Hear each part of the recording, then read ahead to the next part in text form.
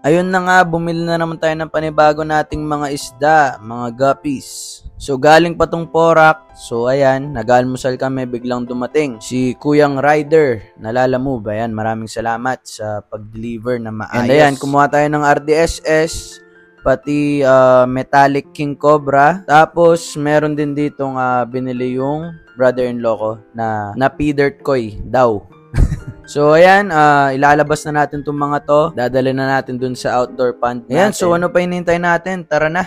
Labas na tayo dito sa bahay na to. I-acclimate na natin tong mga bago nating guppies. So yun, mura na rin naman natin to nakuha. Itong mga RDSS natin, pati MYKC. Hindi ko na sasabihin yung presyo, pero hopefully maging maganda yung line of yung mga offspring nila pag nag-breed na sila. Ayan, ito yung pond natin. Ganito yung tsura ng outdoor pond natin as of now. So ilalagay natin sila sa mga kalahi nila or yung mga ka-strain nila. So ayan, ganyan yung tsura ng sa labas na. Naghirapan ko rin yan para maging ganyang kaganda. Pero upgrade pa yan. Maganda pala talaga sila pag nakatapat sa araw. Kitang-kita natin yung mga kulay nila, saka yung details ng body nila, yung pattern nila. Ayan, excited na rin sila na mailipat sila sa pond na mas malaki, no? Kaya ilagay na natin sila sa kanya-kanya nilang mga bagong bahay na titirahan. And make sure natin na magiging masaya sila, magiging healthy sila. Hindi natin basta-basta ilalagay lang yung mga guppies dyan, kundi alagaan natin talaga sila parang pamilya. At isa rin sa reason kung ba't ako nag-alaga ng isda. Sa totoo lang, hindi naman talaga ako mahilig sa isda dati. Pero sa pamamagitan kasi rin ng hobby, mas lalo ko na-appreciate yung gawa ng Diyos. Makikita mo yung ganda ng mga isda,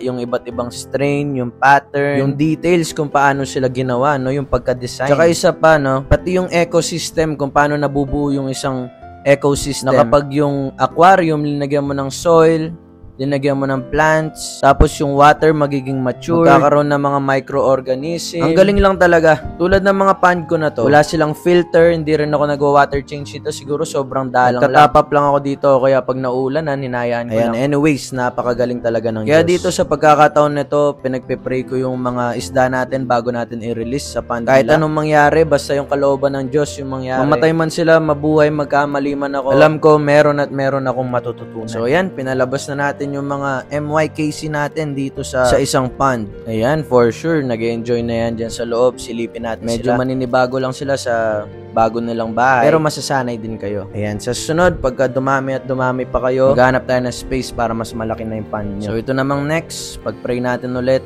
Lahat yan, pag-pray natin. RDSS natin. So Lord, I pray, Panginoon, na umaba yung buhay nila, and I pray na dumami sila, makatrain ng mga gandang line. Amen. In Jesus' name. Ayan. Kung para sa iba, medyo weird yung ginagawa natin. Okay lang yun. Kasi dati, akala ko rin weird yung ganito. Pero meron na kasi akong relasyon ngayon sa Diyos. Pagka meron akong problema, sa Kanya ako lumalapit. Kapag masaya ako, sa Kanya ako lumalapit. Nag-worship, nagpapasalamat sa lahat. At dun ko lang nalaman na pwede ka pala talaga magkaroon ng relasyon sa Diyos. Dati kasi akala ko para lang siyang genie na hihingi ka sa Kanya, tapos magtatampo ka pag hindi binigay. Kala ko sobrang layo niya. Hindi kasi masyado yung natuturo sa church noon. Pero na-meet ko si Jesus hindi sa church, kundi sa Bible mismo, kundi sa bahay ko mismo. Yung time na walang-wala ako. And I hope na sa mga viewers din nito is na-reach out din kayo ni Lord na magkaroon din ng relasyon sa Kanya. So anyways, ayan, balik tayo sa mga isda. Nakawala na tong male natin na RDSS. Ang laki pala ng male na RDSS na nabili natin compare sa mga current ko na RDSS. Kung nakita nyo kanina yung nagbe-breed dun sa breeding tank natin, medyo malit sila. So ito na, yung P-dirt natin na mixed breed lang, pero kaya isinama na natin siya sa community tank. Freebies ko lang din naman yun. So salamat sa sa'yo. Ayan, mukhang okay na sila. Bibigyan ko kayo ulit ng updates araw-araw na pagpapakain natin sa kanila, pag-alaga. Ayun, salamat sa panonood. At pa-follow na lang din kung nagustuhan nyo tong content natin. God bless sa inyo. Maraming salamat po.